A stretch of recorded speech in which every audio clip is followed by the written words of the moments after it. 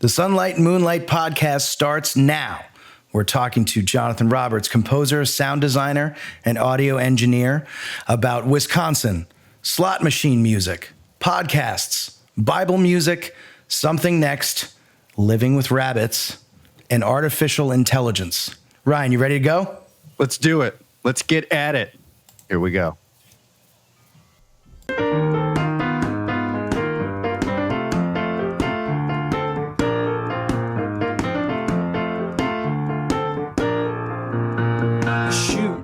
Come up from a stump, and from his roots a branch will blossom and bear fruit. And a ghost will rest on us all, a ghost will rest on us all.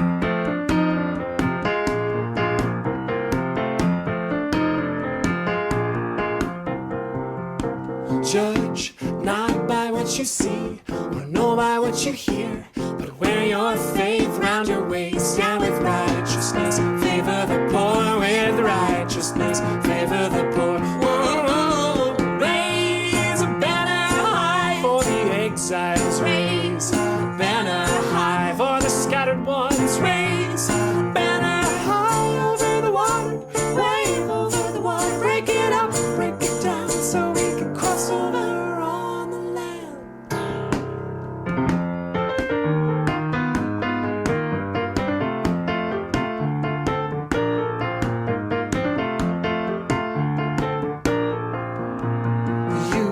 Quiet and assured, standing as a banner, depending on the wind to reclaim all the exiles and everyone who needs a home. Whoa, raise a banner high for the exiles, raise a banner high for the jealous ones, raise a banner, 'cause I'm dependent, you're dependent, it's time we're all dependent on the one the baby said. Sand over the water, wave over the water, break it up, break it down, so we can cross over on the land.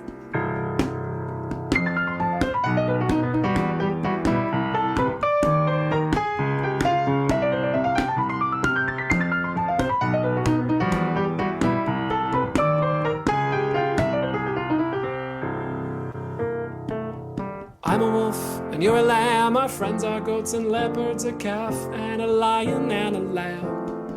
And a child will lead us all, a child will lead us all. Whoa, a cow and a baby bear with a lion will all lie down. Whoa, a viper will babysit the baby and nobody will see any harm in the land. Whoa, raise a banner high for the exiles, raise a banner high on my home mountain, raise a banner high over the water, wave over the water, break it up, break it down, so we can cross over on the land, over the water, wave over the water, break it up, break it down, so we can cross over on the land, cross over on the land, woo-hoo, cross over on the land, woo-hoo.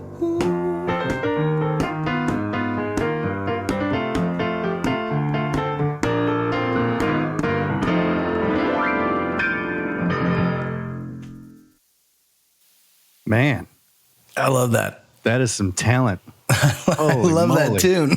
My God. It's so good. And I also love a good,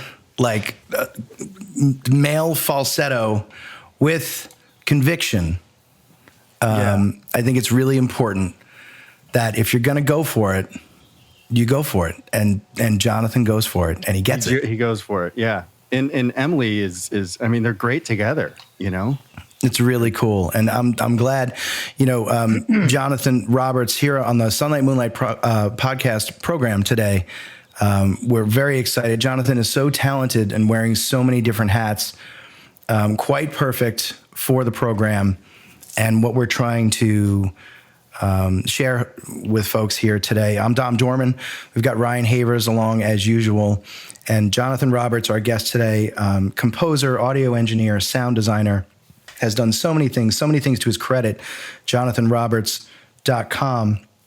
just going through the website in this gentleman's career is really super inspiring, especially for somebody like me who is, trying to do a bunch of different things with my own life, and seeing everything that Jonathon has accomplished to date is really really inspiring. And I'm not really exaggerating. It's really cool to go through and see what Jonathon's been working on.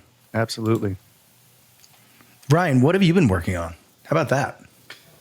Oh man, I've been working on trying to get my family out of this illness loop that we've been in for it seems like over a month now. It was my oldest son got sick, then my youngest was out for a week, and then I got sick, and then the oldest got sick again.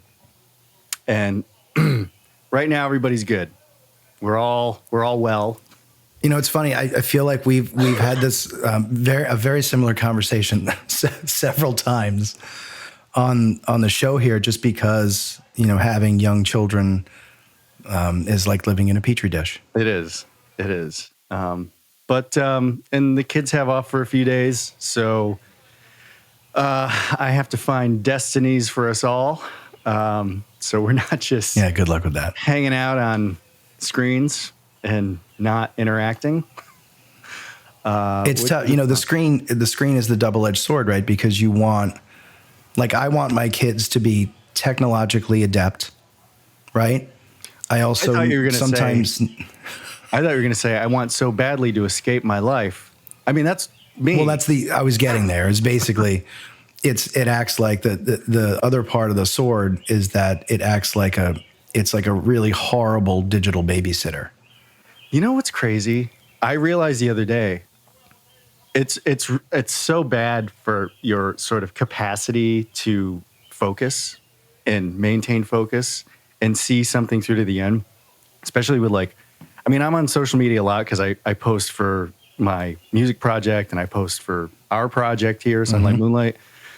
And I'm just on it all the time. I'm going through Reels, YouTube Reels, which is like TikTok. And it's like, if you don't grip me in 5 seconds, I'm out. And I'm just like, oh my God, I don't have the attention span to even look at something for 10 seconds. Yeah, I mean, that's a problem. That's a thing. But I think it's something we're all struggling with, right? Especially our Generation X being the last generation on the planet that knows what life is like before the internet. Yeah. And, when I explained to my younger nieces that I finished a college degree without the internet or email or a cell phone, their heads explode in front of me. I can see them cringing and writhing, saying, "Oh my God, how is that even possible?"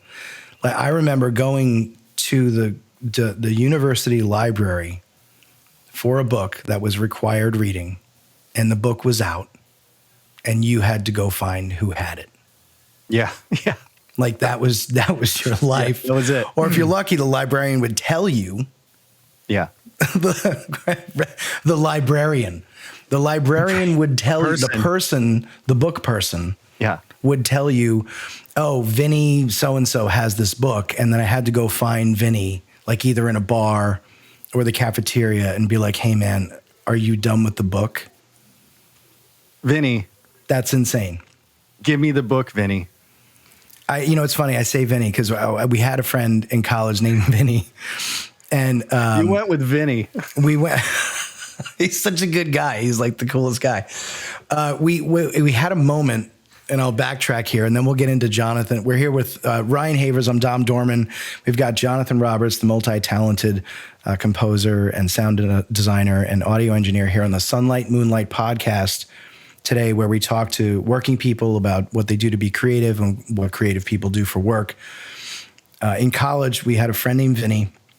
We had an episode once where we had a band in college that was called Yed Face. It was completely meaningless, ridiculous name, ridiculous band. We did originals and covers that nobody wanted to listen to, but we were kind of one of the only bands on campus, so we wound up playing a lot. And we all ate a huge bag of mushrooms one night, and we had decided, we were like, we love Vinny so much. We were like, hey, let's get Vinny. And we remembered this moment from this evening. And so, in the days afterward, we wrote a song called Let's Get Vinny. And we played it, and then he found out it was about him, and it was very funny, and it was all lighthearted. But when I think of my college days, it's like Vinny. Vinny. Yeah. And if anyone from my college days is listening right now, they know exactly who I'm talking about. But yeah, I think that the device thing, the double-edged sword, we use it as an incentive. Like, hey, if you do this, you can have some extra device time. We try and limit. I mean, our kids are both under 8, and so we really try and limit it to the weekends, and really we'll strategically place the 15 to 30 to 40 minutes in a spot where we really need it as parents. It's not about when they want it. It's more about when am I about to be a bad parent? Let me take 5. Let me walk away and count to 10. I feel I'm pretty grateful because my kids tend to self-regulate. My oldest, he does. I mean, I think that's one thing growing up with, Lori is a sculptor and a visual artist. I'm a musician. And so they've been doing these things in that world their entire lives. So they do their own projects, their own creative projects. Like my oldest is up in his room right now building a model out of the Titanic.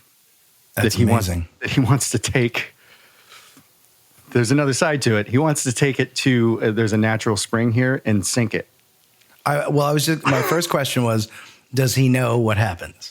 Oh, he is, and his mind is like a steel trap. He loves history, and he remembers dates of everything, and he's just like, so he's really into the history of the Titanic. He knows the sister ships of the Titanic, which I didn't even realize was a thing. That's the Nina, the Pinta, and the Santa Maria, right? Yes, I think those are the official names. Yeah. When I was younger, you're a history buff too. I am. I love history, and I'm really good at it. Growing up, there was a used bookstore on a lake near our house that is now gone, like most bookstores, sadly. But I remember getting there. When I was younger, I got this book on the Bermuda Triangle, and I was completely obsessed for months about the Bermuda Triangle. And, that back then it was just going to the library and getting more books about the Bermuda Triangle. And it was basically, it's the same 8 stories. It's not like there's the internet where you can go down a rabbit hole. There's no rabbit hole in the library. It's whatever people know, that's what people know, really. Yeah. And I have to apologize for my audio today. There's a lot going on. The windows in the studio here are open because we have no HVAC in the house. We're renovating. There's a ton of construction going on outside on multiple sites. We also live very close. I don't know if you heard, to the firehouse horn, which is always pleasant, very early in the morning and very late at night.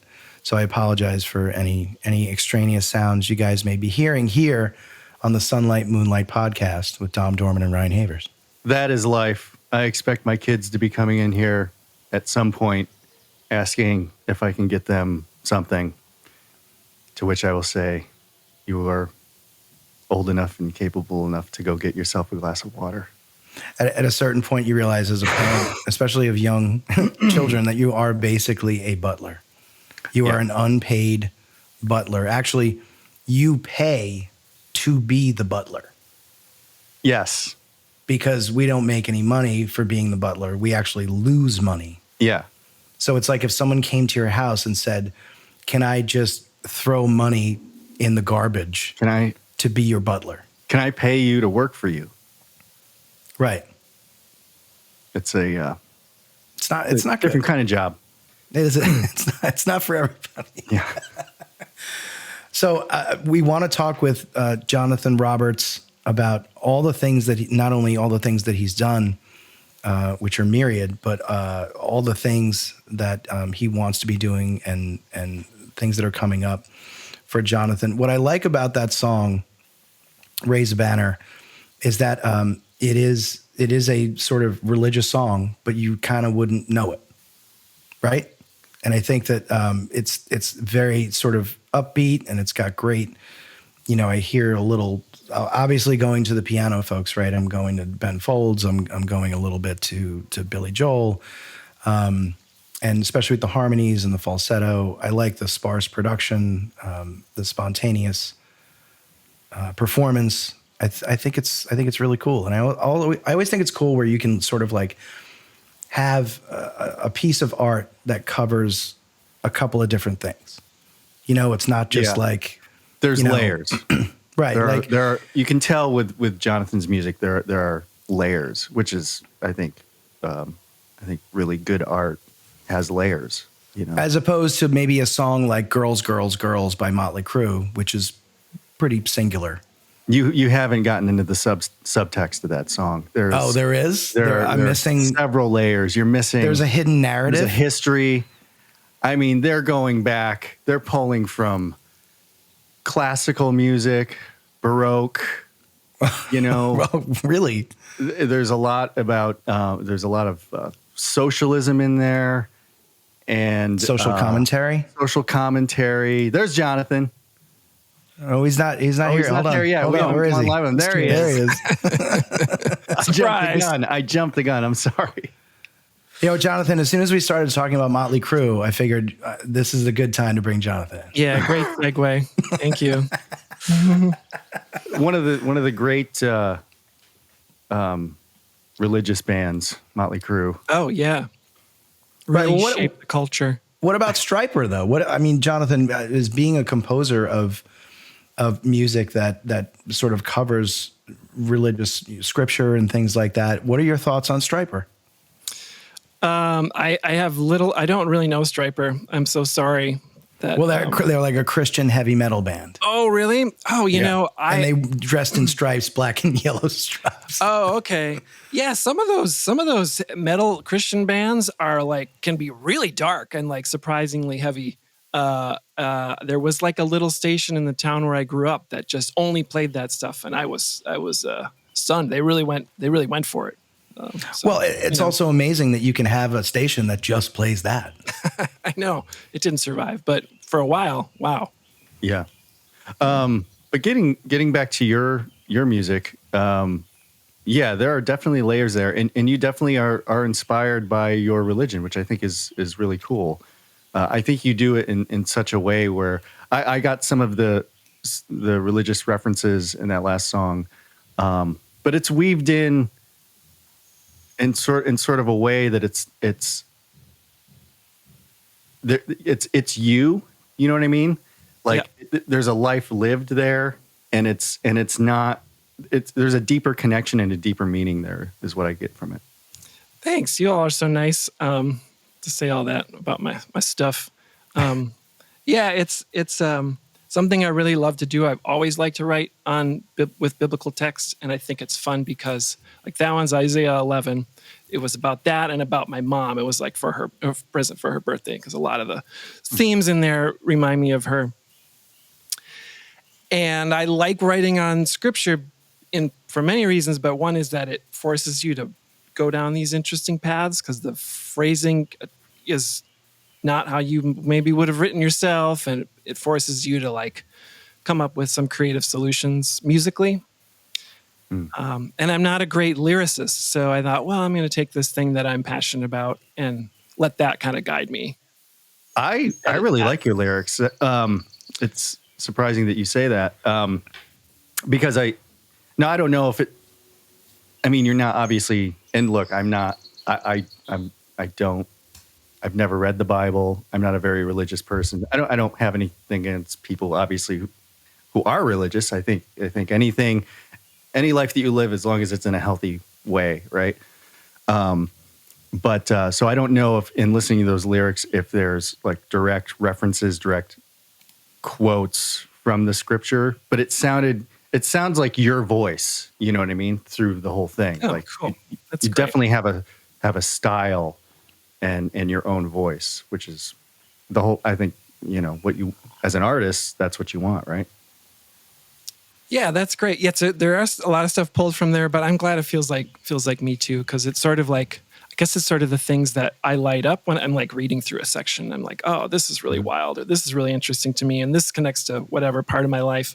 So I guess maybe that's how it turns into my voice. So I'm glad that's how you feel.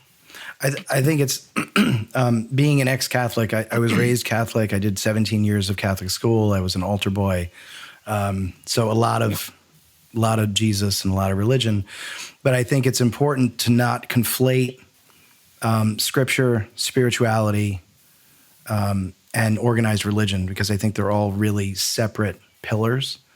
And I think it's really important that, being sort of, I guess I would call myself an agnostic now, which, a lot of people would say is hedging, but I think it's, my position in the middle there is to say, I don't know, and I don't know what I don't know. And I think that, to say that, be an atheist and say there is no God, and to be, fully organized religious and say there is a God, and to say that as a human, these things, that's the kind of issue I have, where it's like, well, humans don't know everything. And humans have a tendency to have a problem admitting that, to say, I don't know, because that's scary to say.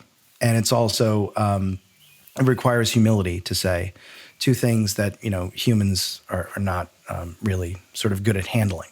So I think it's important really to make the distinction between scripture, spirituality, organized religion, and they don't always have to overlap. That's why I think it's important, as Ryan mentioned before. I mean, I'm kind of in the same boat. Love is love, and whatever anybody wants to do to participate in their community or to be part of something bigger than themselves is always fine, as long as it's based in love and it's inclusive and things like that. And that's where, when you get into the world of organized religion, that's where you start seeing things that are in the good column and the bad column, and things that are not allowed. And that's sort of the issue I started to have with it as I got more educated and got older. But I think it's really cool, even going back to somebody like Amy Grant, who I always loved growing up, and a lot of her music, which was, you could listen to it through different ears, right? You could listen to, she would write love songs, and, maybe in her mind they were spiritual and about Jesus and God and things like that. And if you didn't know that, she had a lot of tunes that were sort of ambiguous in that vein, where you could sort of listen to it as a love song, or you could listen to it and be spiritually uplifted or whatever. And I also like, especially in that song, your lyrics, you talk a lot about nature and about animals and things like that. And that's something that I think is very prevalent in scripture that is not really highlighted a lot. It's nowadays, there are people who maybe think that, nature and Mother Earth is more of a sort of, godlike deity or whatever than other folks who have been chronicled throughout time. But it's really, if you look at both the Old and New Testament, nature and animals are a huge part of many, many stories and many lessons, right? Yeah, my dad and I used to have this project called Nature's Lamp that we did when I was maybe in my 20s. And we were trying to, his slogan was always, have you read God's other book, Nature, or something like that? That's great.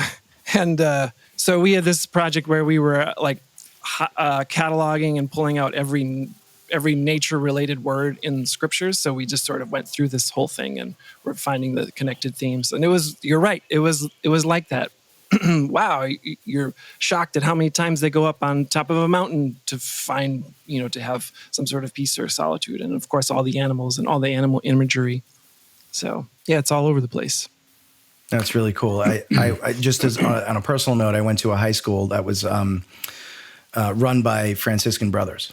And so, in Catholicism, St. Francis was the patron saint of animals. And apparently he, the stories were that he could talk with and through animals and things like that. So that was always a really cool, when I was feeling down about going to church all the time or having this stuff drilled into my head, I would often drift to things like that, where it's like, well, that's just a cool story. Forget about all the pageantry and the Pope and all that kind of stuff. Just think about, there's this, guy who was the son of a wealthy merchant, who gave up everything he had, went out into the forest and kind of built a little chapel and talked to animals. I mean, that's a cool story. Yeah. But and we're talking a lot about religion. But I think that looking at here on the Sunlight Moonlight podcast, we talk with folks about what working people do to be creative and what creative people do for work. It seems like you've got a pretty heavy Venn diagram there as far as being a sound designer. I mean, it's highly technical, but it's also highly subjective and requires a bunch of talent, probably a couple of bachelor's degrees in music and audio and things like that. Can you talk to us a little bit, and I don't want it to be a job interview, but talk to us a little bit about the evolution of your career as far as what you did during the day, to make money, and how that maybe overlapped with some of your creative endeavors. I do want it to be a job. This is a job interview. Oh, great. That's where Dom and I differ. Okay, cool. We don't have a job for him, Ryan. Well, just in case. Oh, yeah. You need to have a... Okay, never mind. I grew up always really interested in music and sound. I grew up playing piano. I grew up playing this for the video.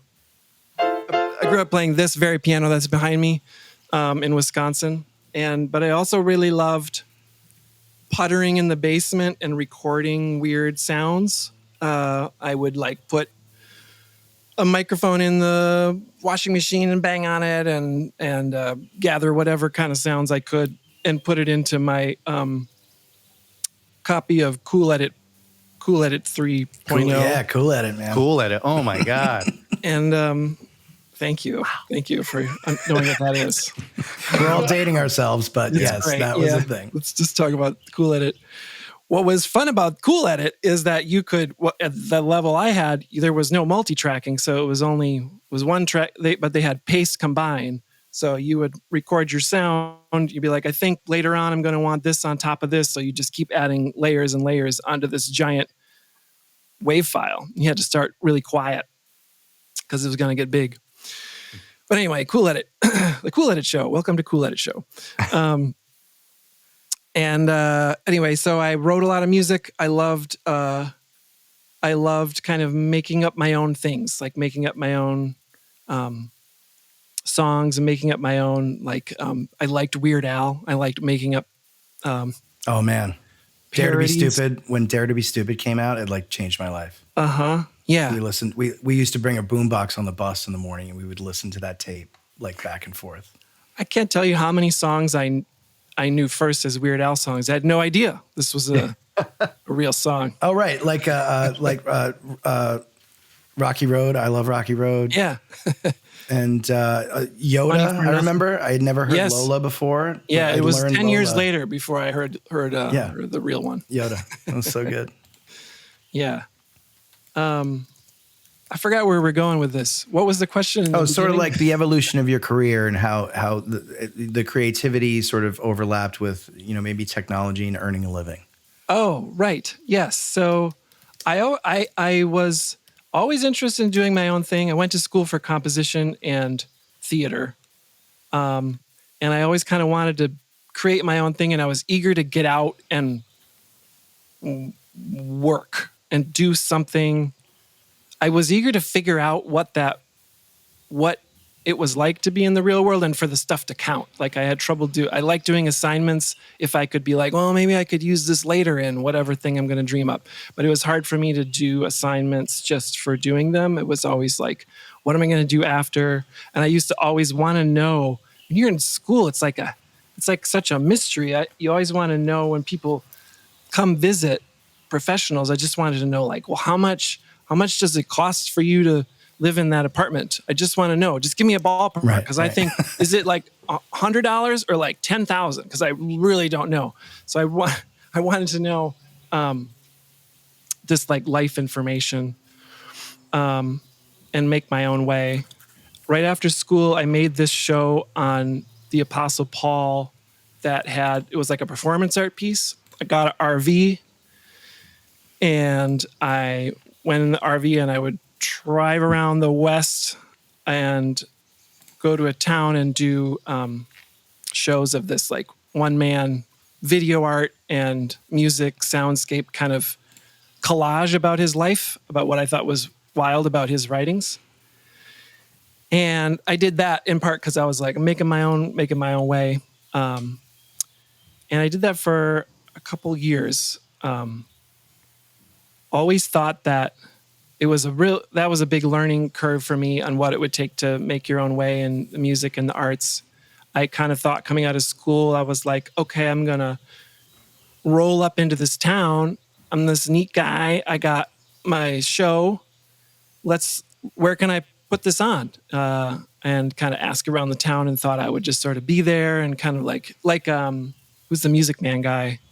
Robert Preston. Yeah. Harold Hill. Harry Hill, right. That character.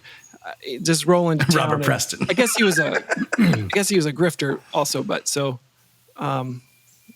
That's half of a good example. Yeah. So you're a grifter. I guess so.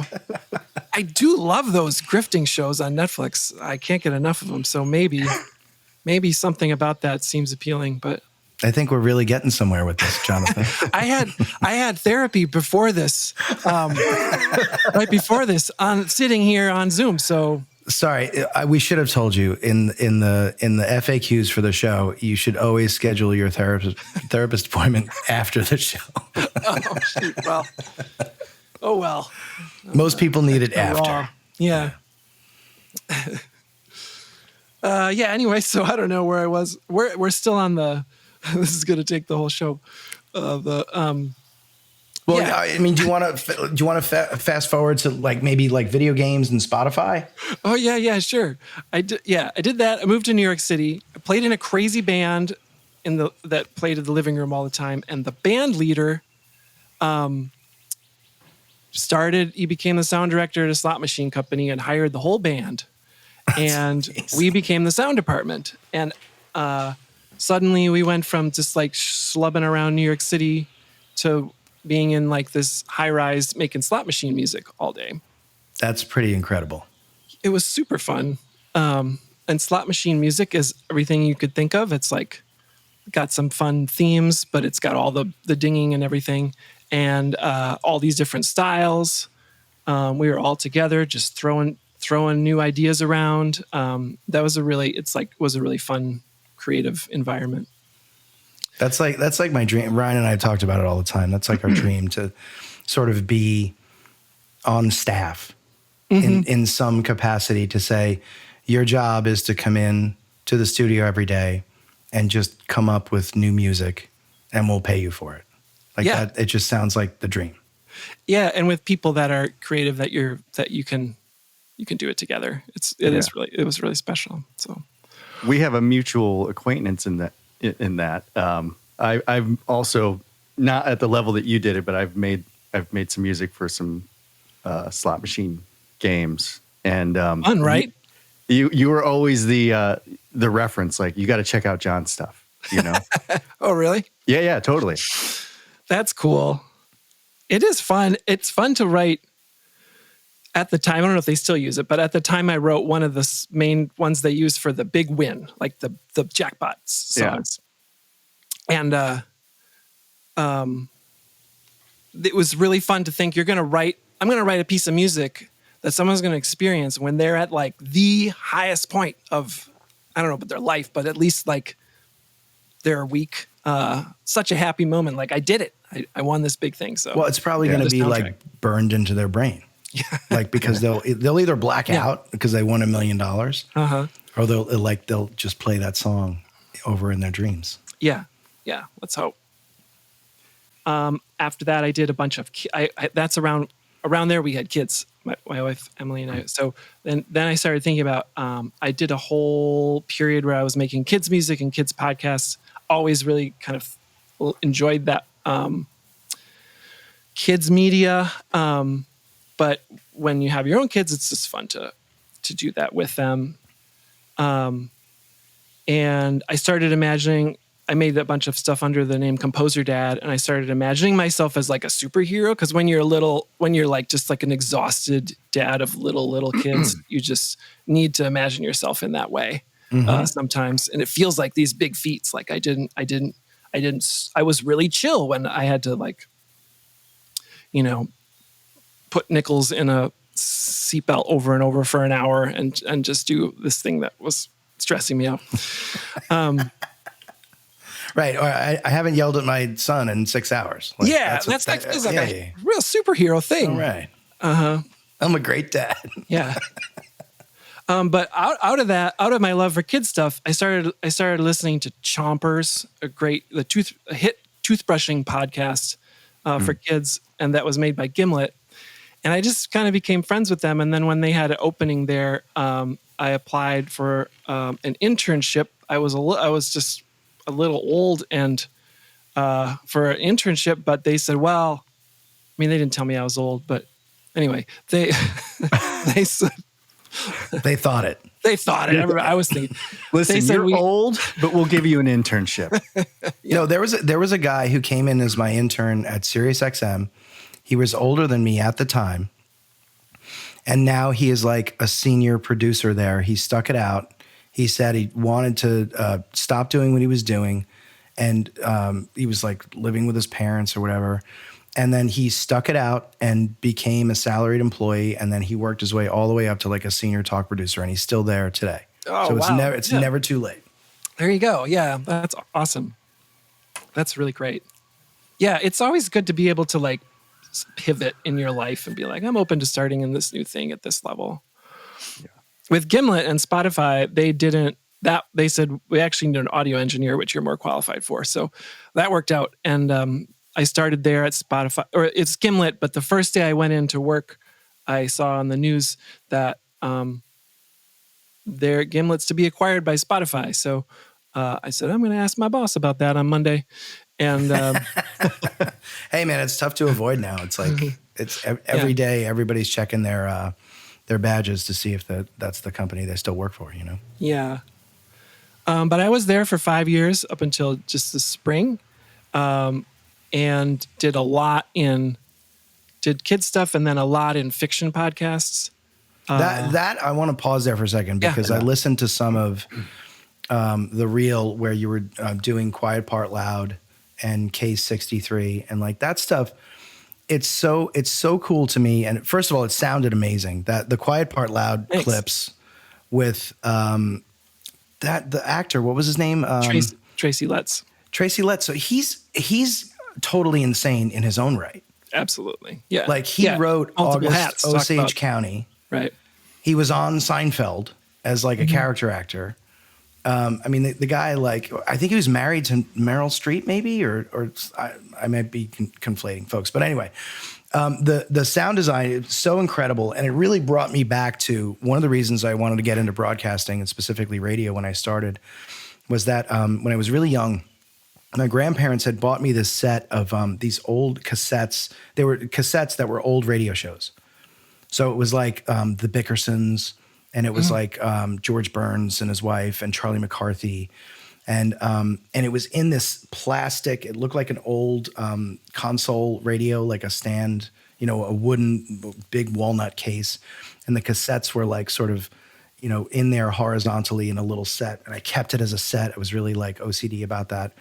And it really brings me back to where really the beginning of the evolution of broadcasting and entertainment, where you had these scripted serials or people like, you know, Orson Welles and RKO Productions doing these events, the precursor to television before television, where people would be, you know, the radio was about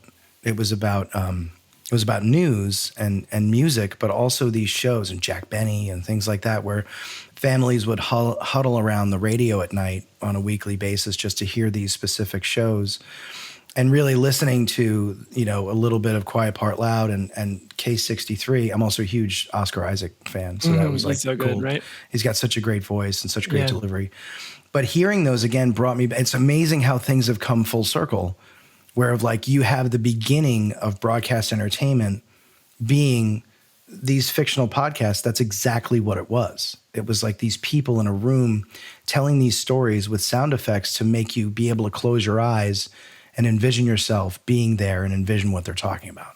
Yeah. They used to do it live too, the sound effects, which is just amazing to me. But anyway. Yeah, it's so cool. And that's the power of, I love this medium so much. I really got smitten with it in that time. It still am. And with the audio dramas and scripted fiction stories, it's I think the best way to be immersed in a story and feel connected to the characters, because you're building it in your mind with the world that's been created that you're listening to, and you take it with you and you're intimate with the characters. I think it is more powerful than movies. I'm going to say it. It's untethered from the tyranny of images. You can just make your own images. So You heard it here. yeah, Podcasts are better than movies. yeah. Well, it's funny. It always reminds me of trying to watch a film with subtitles because you're just not able to watch the movie. And so you really have to you can glance up here and there, but you're fixated on, especially some of these old French or Italian films where you're just trying to keep up with the dialogue. And really, you know what the characters look like, but I find myself, when I'm watching those, and I love all of those old movies and the feel of it and the ritual of it. But really, at the end of the day, when you leave and you see the end of the movie, you really didn't see the movie. You listened to the actors' voices and you processed what you were reading and you synthesized both of them in your head. And to be able to watch the movie at the same time is very difficult. It's like multitasking to the max. Whereas to your point, I'm sure a lot of people multitask when they're listening to podcasts, whether they're topical or fictional. But really, you have the opportunity to relax yourself and to close your eyes and to be immersed in those sounds. And with the technology the way it is today, stereo surround and how things are mixed, which is part of your bag, right? I mean, audio design and things like that is how the brain is receiving and processing, these sounds as they're occurring, and using, different levels and beds and sound effects and all of those spatial ingredients to create an environment where people are immersed and entertained. Yeah, exactly. It really, it's about taking them on this story and this journey and connecting with the characters. And as a person who was in the sound design and leading the post-production kind of area, it's about bringing out this vision from these writers and the director and these actors and helping it. They're just coming in and recording kind of like animation. They're just, we would record one at a time and all these puzzle pieces and put it together and try to help this full vision come to life. I really enjoy the process. A lot of layers, just like you were saying. Yeah, it's very crazy, and what I like about the advent of podcasts, again, both topical and fictional, is that for a time there, radio was dead. It was like you had all of these AM and FM stations across the U.S. consolidating. You had companies like iHeartRadio and things like that, buying up all these stations and really controlling the narrative and not really having anything local. Of course, Ryan and I's former employers, the SiriusXM satellite radio, really, kind of broke the mold in the sense of, you could drive cross country and listen to the same radio station for the first time, which is really, really cool. But also, in a sense of monopolizing that space where basically if you're not, I guess there's still Westwood One, but they're mainly sports. And so if you're not doing a sort of a talk show or a national show on SiriusXM, there's not a whole lot of other places to do it except for podcasts. Mm-hmm. And I think that, in that period before, when satellite radio happened, and then, right before podcasts sort of took off, because they were around a while. It was like basically Mark Maron and then a couple of history shows, and that was kind of it. And kudos to him for being, to me, is the godfather. I know Joe Rogan's number one right now, but let's not forget Mr. Mark Maron, who turned his garage into a studio and started broadcasting basically on his own as an independent. I think when you look at that that arc and how things have really come full circle. And now the market is so flush with podcasts, and now you have companies like SiriusXM coming back to get those podcasts and to put them on their platforms, right? Because now Sirius owns Pandora, and then there's Spotify and they're gobbling stuff up, but they're also doing things that are more, live or near live and sort of in the studio. So I think it's really interesting to watch this happen. And I think that for myself, I've wanted to do a podcast for so long, but I was never really fully inspired by anything until Ryan and I started this. And I think that once I sort of came up with an idea that I felt that was niche enough that the market wasn't flooded with stuff like this, but also accessible enough to be able to have people of all different walks of life listen to. Ryan and I are very careful not to have a bunch of musicians on all the time because we know a lot of musicians. So we pepper sort of different disciplines in on the show. And I think one of the reasons why you're a perfect guest here on the Sunlight Moonlight podcast is because you've got that technical experience, that day job experience that is sort of still in this, in this ecosystem, but it's not exactly, you're still doing music on the side. You've done a bunch of records on your own. You have a vision for your own music. Let me ask you, what discipline or what facet of your career do you most identify with? That's a great question. I think it depends on the time. Right now, it's a little more. I've done so much sound design, and I find myself doing that a lot more lately. And I definitely go through different seasons. I love building up those worlds, and it feels very musical to like, think of an ambience of a room, and then layer in these sound effects and figure out how it interacts with the pacing of the voice and the dialogue and how the score weaves in. Feels all very like counterpoint, the way it was way traditional counterpoint is I studied from school. So that really like sound design lights up the musical part of my brain and the storytelling part at the same time, which I really get excited about. So I think that's where I am right now. But gosh, it really does change over seasons. It's hard, it's funny how I'm one of those people that once you get into something, once you're over when I was let's see, I was like a big show choir guy. Did you have show choirs wherever you grew up? Yep. It's yes. Like, they're really bizarre. They're like college kids or high school dancing around singing these these songs like Celebration, or they're all about just like the love of music and being together. And I was so into this. I went to every camp and everything and performed in multiple. And then it was like a switch turned off and I was like, I can't do this anymore. And I've had a lot of periods of that in my life.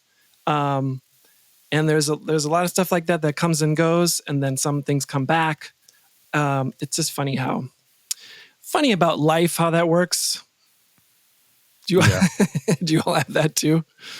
Oh yeah. Yeah. It's, I have so many ideas going on at once that you just have to sort of commit to it and be like, okay, I'm going to finish this. I'm going to do this, It's always easy to start something. It's always harder to finish it. Sorry, there's a fruit fly. There's no fruit in here. I don't know where the fruit fly came from. I'm in that spot right now where I'm trying to figure out, because I'm at a what's next part in life. So I'm just sort of looking back at all these. It's fun to talk to you all about this because I'm looking back at all these chapters like, oh, I really love that experience when I was doing that. Do I want to go back to that? Do I want to do something new?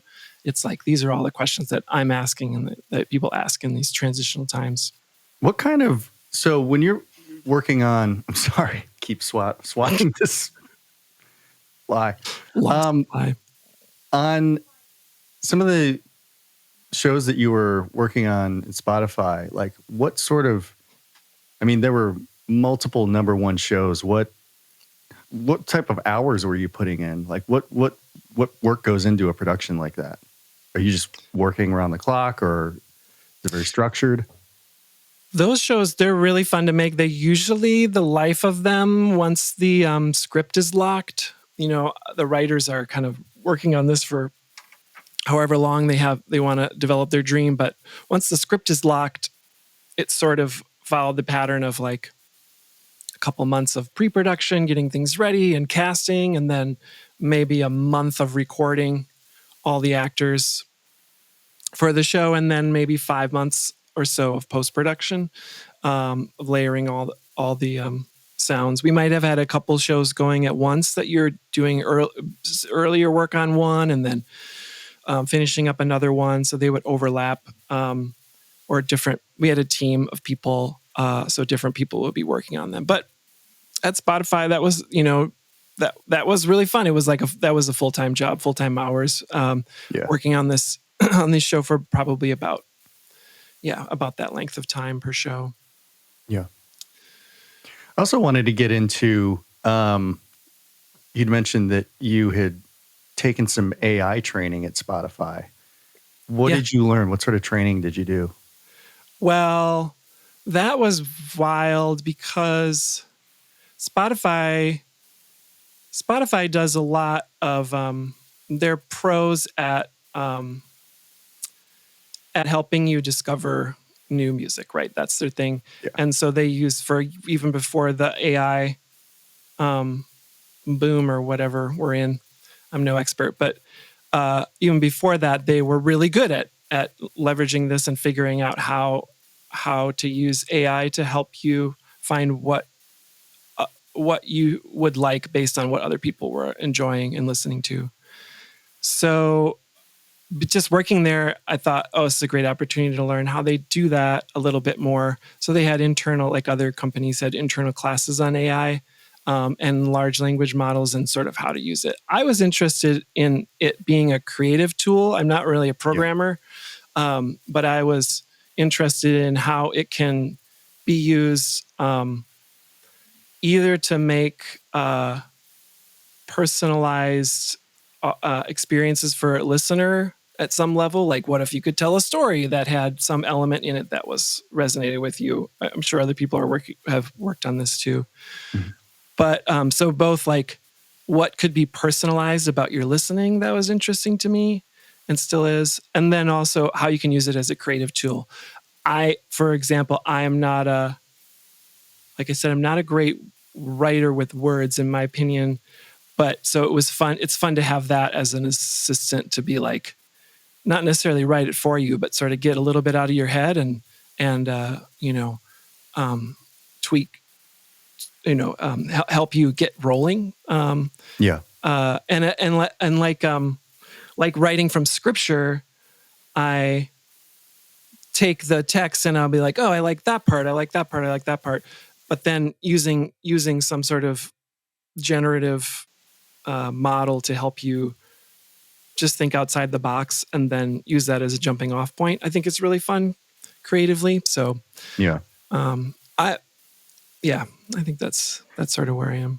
There's obviously such an uproar over AI, and it's moving so quickly now. Mm-hmm.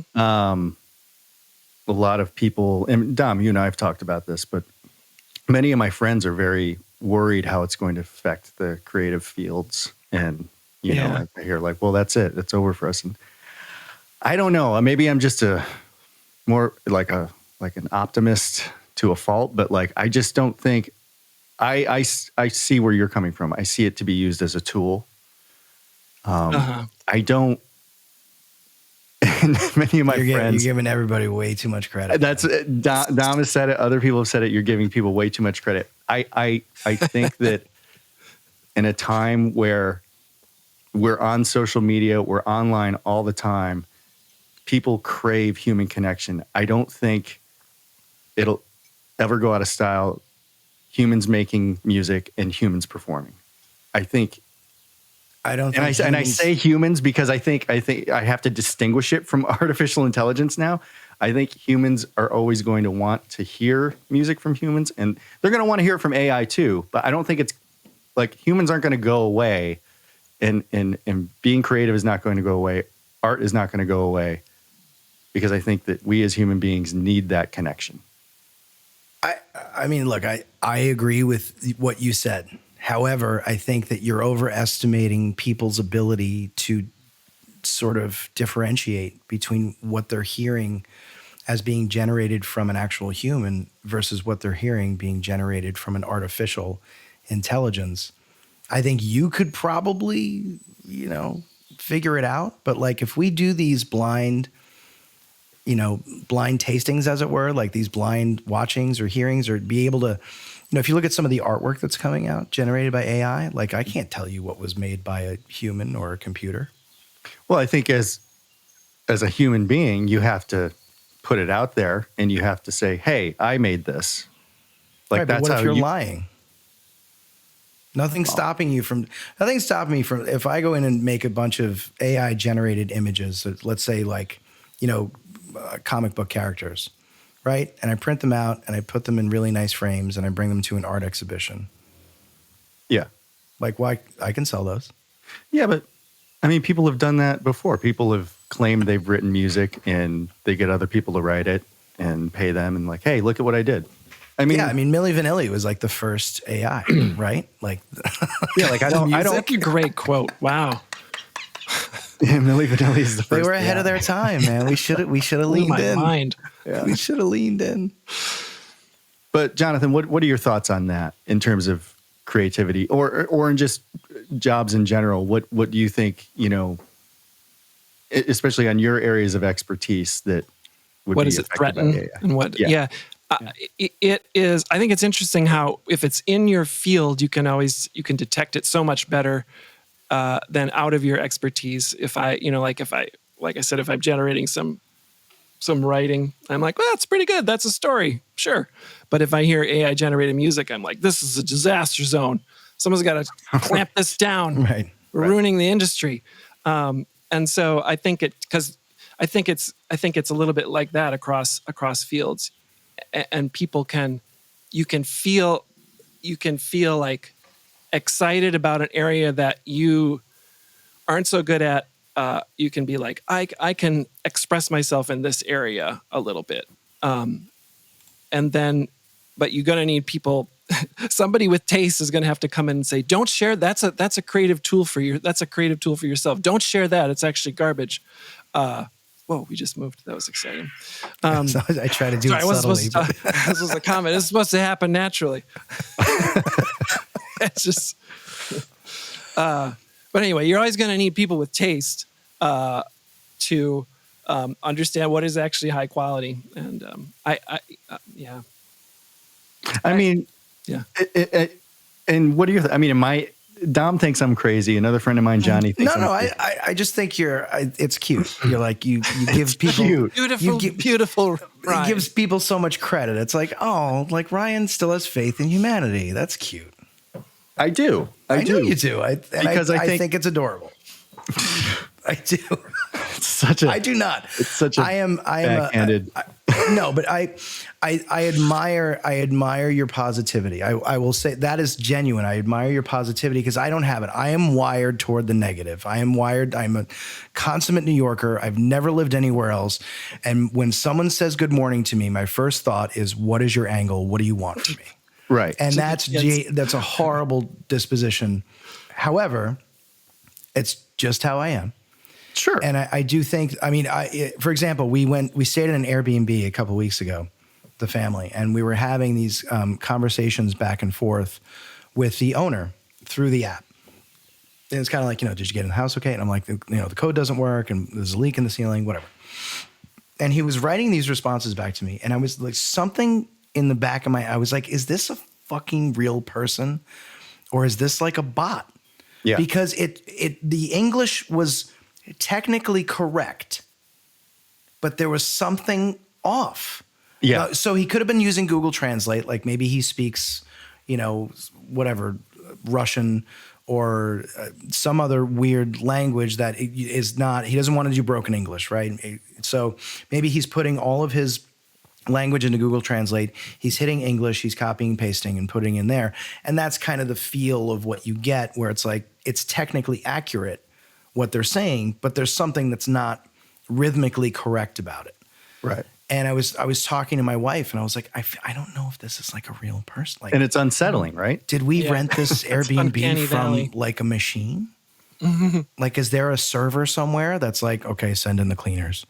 Okay. Like, I don't, I don't know. And so that's a really good example of like in every day where, Jonathan, to your point, you're saying, hey, in your field, you're thinking that, I feel like I can detect this a little more. Mm-hmm. Whereas, I'm sure if somebody who works in customer service can spot it really quickly, right? To be like, that's not that, you're Jake from Illinois. Like, that's not Jake. That's a server in a farm somewhere. I hope I get a little, I hope it stays this weird, because I like how weird the conversations come out. I feel like we're in remember how great early internet was, where the sites were a little strange and the the chat rooms, it was like kind of the Wild West, but just sort of funny. And I'm okay with where we are right now. I'm a little scared where I can't tell anything and how I'll feel emotionally about that, particularly if it's in my field and if I get duped in my own thing. I feel like, to me, it's not a reason to not still try to make art and to even make a living from art. No, I don't think we should all give up. Yeah. Well, you said that the other day. You said it's over. No, I said it's over for us. That was hyperbole. I mean, look, we were discussing, we know of people who are generating AI generated short form podcasts. Yes. Oh yeah, there's a whole companies, right, that do this. Yeah, it's wild. I don't know. Some And now, colleagues. but here we are doing our own thing. That's not discouraging me from and it's crushing. We are crushing it, crushing the competition as per usual. Yeah. I have a really sort of niche question, because this started to bother me years ago when I started to see established television and movie actors go to Broadway and start taking more major roles on Broadway. Now, this is something that normally happened the other way around, is that people would cut their teeth and make their bones in the theater scene, off Broadway, summer stock, traveling shows, things like that. But really, people like Raul Julia and, Chaz Palminteri and, people who were theater kids before they were television and movie stars. And I guess it was in the 80s and 90s, you started to see this shift where it was like, well, they started giving these plum Broadway roles to established actors and actresses to sort of bump up the box office. Same is true for sound design, voiceover, and podcasting, where this used to be a realm before the advent of sort of Pixar movies and things like that. This used to be a realm of voiceover artists. These were voiceover actors, voice actors. These are people whose faces you would rarely see, or they'd be extras or whatever, but they were sort of doing these voice roles, whether it's books on tape, whether it was cartoons, animated movies. I mean, if you go back to the older Disney films, like Hercules and The Emperor's New Clothes and things like that, there's nobody in those movies. And then basically, once you had Robin Williams as the genie in Aladdin, and that blew up, what you had now is like this, okay, now we need voices that people recognize in these compartments where it used to be a refuge for people who, maybe, I'm going to be blunt here, like maybe they had a face for radio, as we used to say, and maybe they weren't terribly, good at sort of physically acting, or their voices were better than their sort of stage presence or their screen presence. So I'm curious about knowing this evolution where you're doing a fictional podcast with Julianne Moore and Oscar Isaac. I mean, these are marquee names, and they're taking, better or worse, they're taking the jobs away from people whose job is just to be a voice actor, who are not established in Hollywood. Do you have like a thought, or have you had thoughts about this in the past? Working in video games, you're working with voice actors who are not in the movies, and then you're working with this marquee A-list talent, Oscar-winning talent. How do you feel about that? Well, I think with those shows, it always felt like we were making movies for your ears, and so finding these movie legends to be in them felt appropriate, but they weren't always. They also had plenty of voice actors that would do other parts, because there's a lot of parts in them, and we had our favorite roster of just New York working actors that would be in multiple shows and do different characters, and they're definitely, their voice skills really come in handy to be able to play 3 different characters in a show and not for people not to tell. So I think that was on our. I know having a variety and diverse cast was definitely on our mind in making these shows there. But you're right; it is a real trend to have these big names in. And I don't know. That's a good SAG question of how how many how has that shaped how do those voice actors still get roles? You're right. It used to be such a wide variety of that. You remember that guy who was there was that guy who's oh, there hasn't been a building here in years. That guy he was in every Disney movie. It was the Sleepy Dog and Right. 101, or the guy the Winnie the Pooh guy. He's in Jim Cummings. I Yeah. know. No, I just looked him up. Yeah, Jim Cumming, I think, or Jim, something like that. Or Mel Blanc. Mel Blanc, yeah. Right. Ryan, I was just talking about Mel Blanc. And they were all these, they became this, or the person who does Naruto, that woman who does the voice of Naruto is in all these anime shows my kids We're I think she does the One Piece guy, Luffy. Oh, right. And that, look, that stuff is huge, right? Yeah. And I think also, I mean, even going back to books on tape, you used to have narrators for these books. And then finally somebody was like, well, why don't we have the writers just read their own books? Right. And so when you listen to some of these excerpts, I mean, I'm not a big books on tape guy, but I saw something on the news about the governor out, Kristi Noem, who had done she wrote a book about, in it, she shot a dog or something. Yes, There's a big kerfluffle about it. Right. And so kerfluffering. Lots of kerfluffle. Mm-hmm. And they played an excerpt of her book, her audiobook, and her reading the book.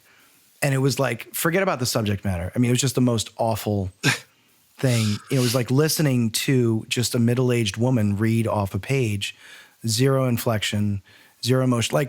If Leonard Nimoy, narrates his autobiography, I want to listen to that. And Shatner, Shatner's amazing as a voice actor and a spoken word guy. A record he did with Ben Folds is just fantastic. I listen to that all day, but not everybody, just because you wrote a book doesn't mean it's interesting to hear you read it. Yeah. Don't you it depends on the person, but I always think it's special when the writer reads it.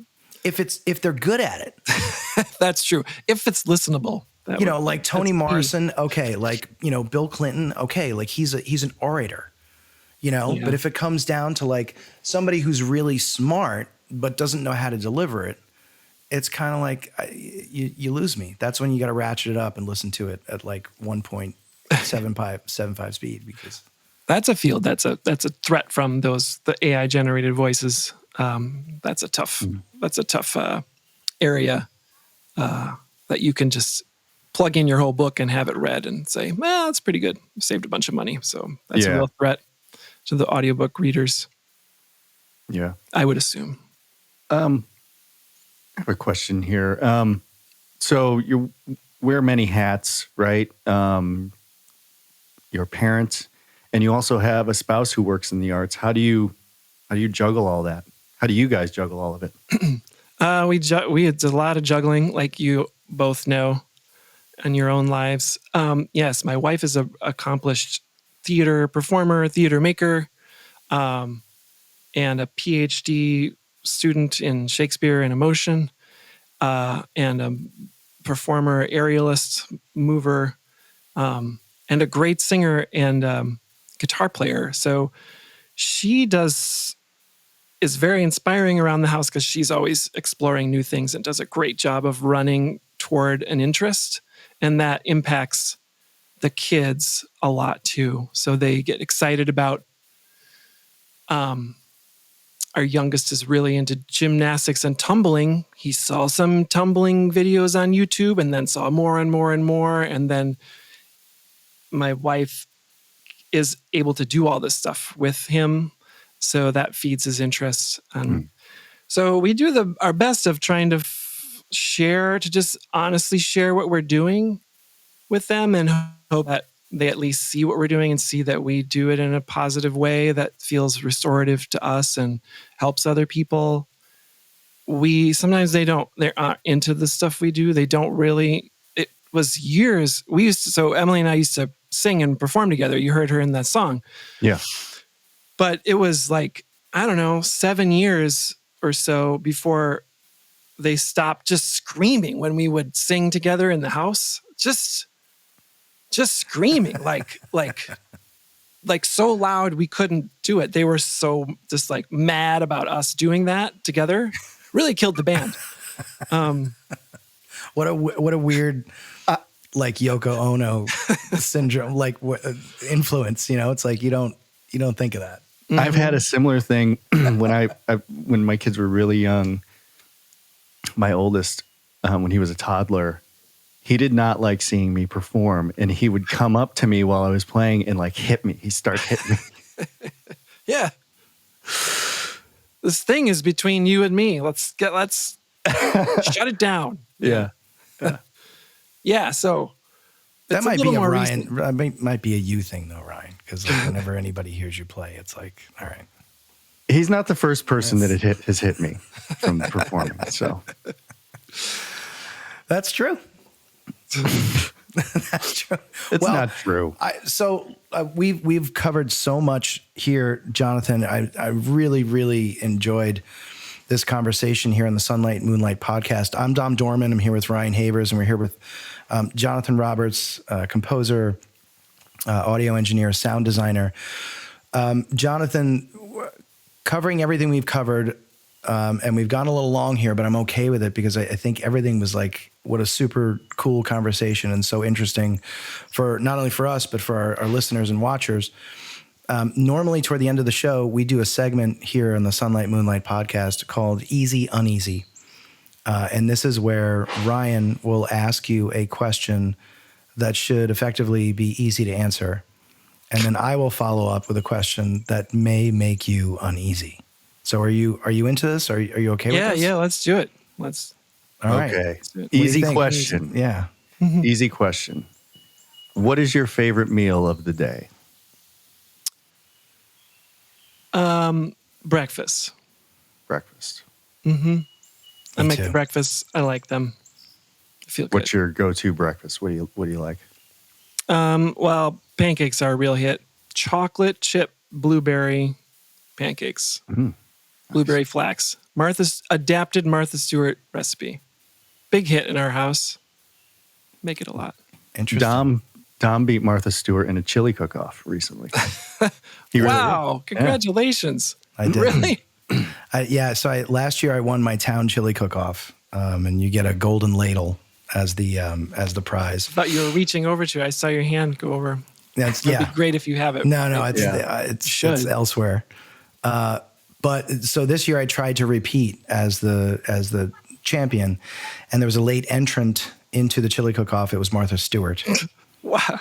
And I did not come in first. I lost to the town barbecue joint, which I'm happy to. They're very well-run business.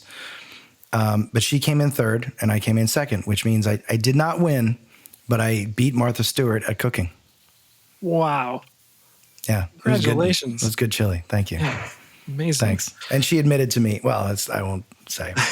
Wait a minute. Well, I would love to have her on as a guest, so I don't want to, Just do any one dirty second. laundry. Say that again. You beat Martha Stewart at cooking? I did. Just say it. I beat Martha Stewart at cooking. Thanks, Ryan.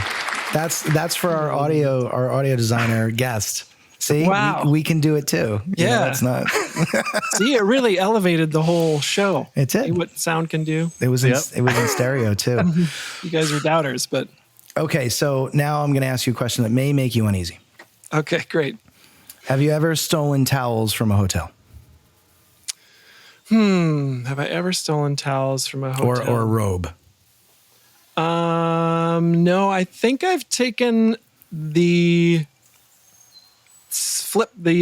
slippers before in a unclear if this was complimentary or not situation. And So when it comes to the slippers, you'd rather ask for forgiveness than permission. yeah. Someone will let me know. I think they're complimentary. I think so. Yeah. I think that, well, sometimes they wash them and put them back, which is, I don't know. I'm not a slipper guy. Mm-hmm. I have house shoes. Like I have shoes I only wear in the house.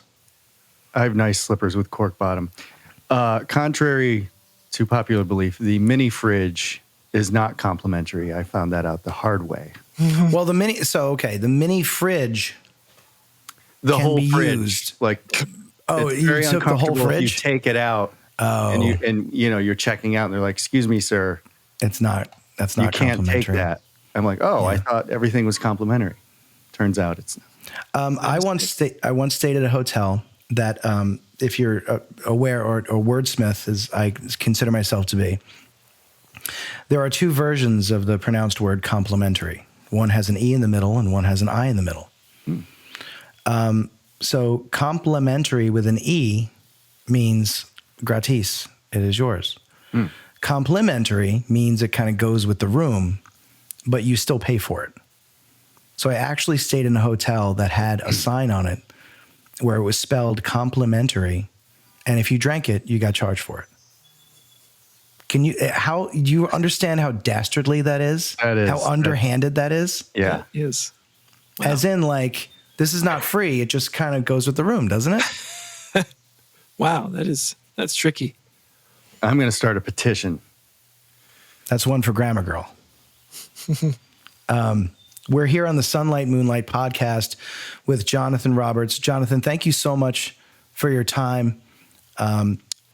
Ryan, any last words here for this episode? I had so much fun. Yeah, me too. I have more questions, but maybe we can have Jonathon on again in the future.